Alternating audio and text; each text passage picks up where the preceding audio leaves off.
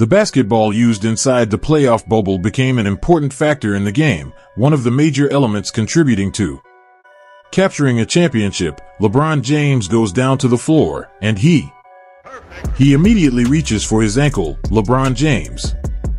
He appears to be in pain, holding his right ankle as discomfort sets in.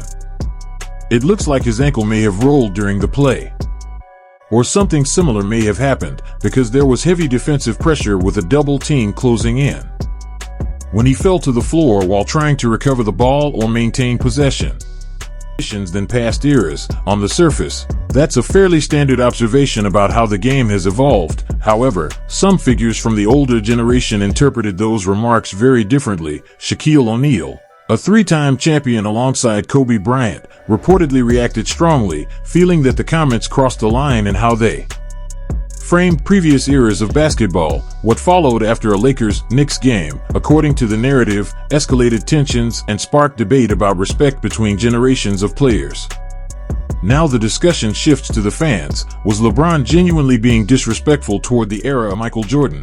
Or was Shaq reacting to a statement that has been taken out of context and amplified by debate culture? That's the question at the center of the argument, and the answer depends on how each person interprets the evolution of the game. Before jumping to conclusions, it's important to revisit the full context of what was actually said and how it was framed.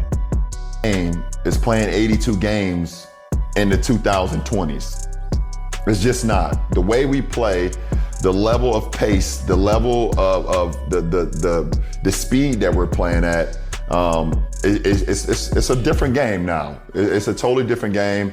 And, it's a lot of soft tissue injuries that's happened now because of it. I hope we can get a handle on that as well, because that's big in our game. The Los Angeles Lakers had just fallen to the New York Knicks, 112-100, not a season-defining disaster, not a historic blowout, just a standard regular season loss that, in most cases, would be quickly analyzed and then forgotten by the next morning. But on this night, the result felt like only part of the story, because earlier, before tip-off and before the final buzzer, LeBron James had appeared on a podcast and made comments that immediately started circulating across the basketball world, and those remarks landed differently depending on who was listening.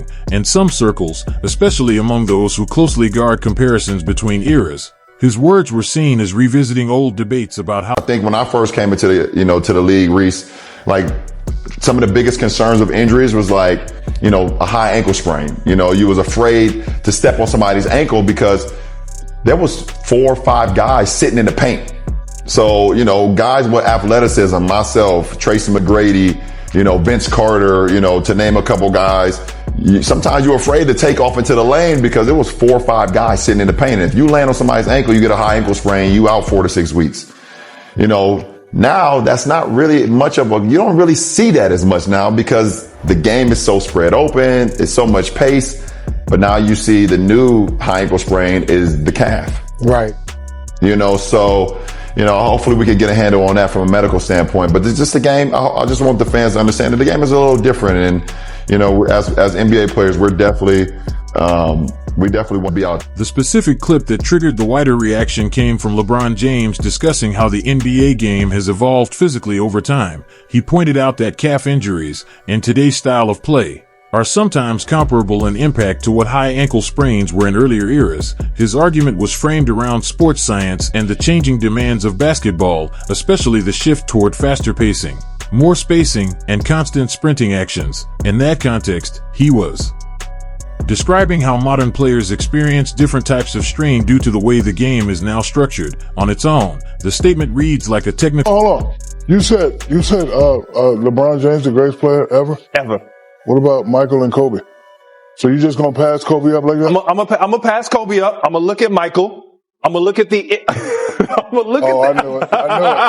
Patron America. Yo. Patron America. Kobe Bryant couldn't fill, or Michael Jordan fill LeBron's shoes. The impact that he's had with different teammates, different organizations. Would you be mad at me if I just walked off the show? According to the circulating accounts, Shaquille O'Neal interpreted the comments from LeBron James very differently from how they were originally intended.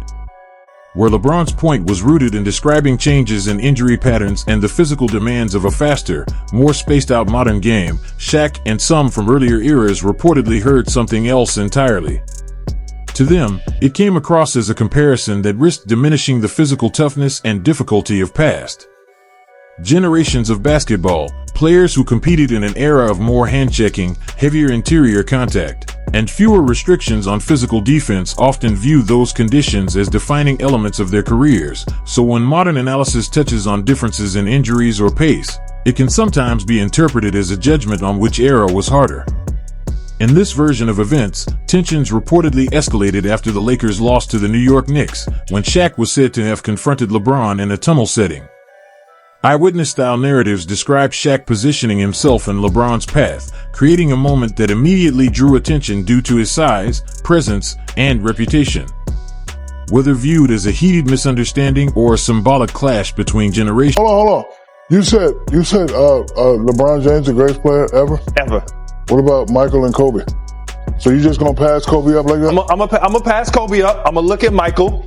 Kobe Bryant couldn't fill, or Michael Jordan fill LeBron's shoes. The impact that he's had with different teammates, different organizations. Would you be mad at me if I just walked off the show? You can't leave. Are you aware that this man has tripled and doubled Michael Jordan in assists? I'm gonna say one thing to you, Max. I don't know the numbers like you do. Michael Jordan is what in the finals? 6 and what? Oh. And what is LeBron in the finals? That's all I gotta say.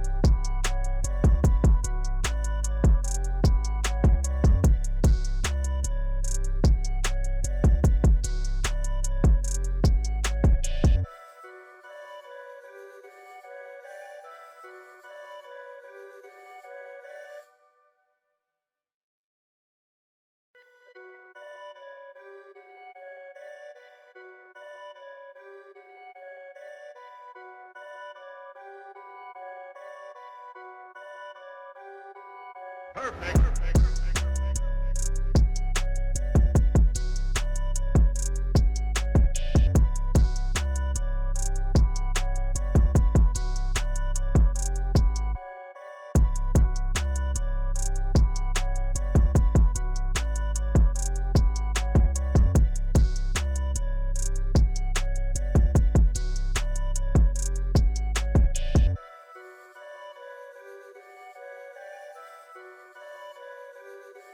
Is he playing?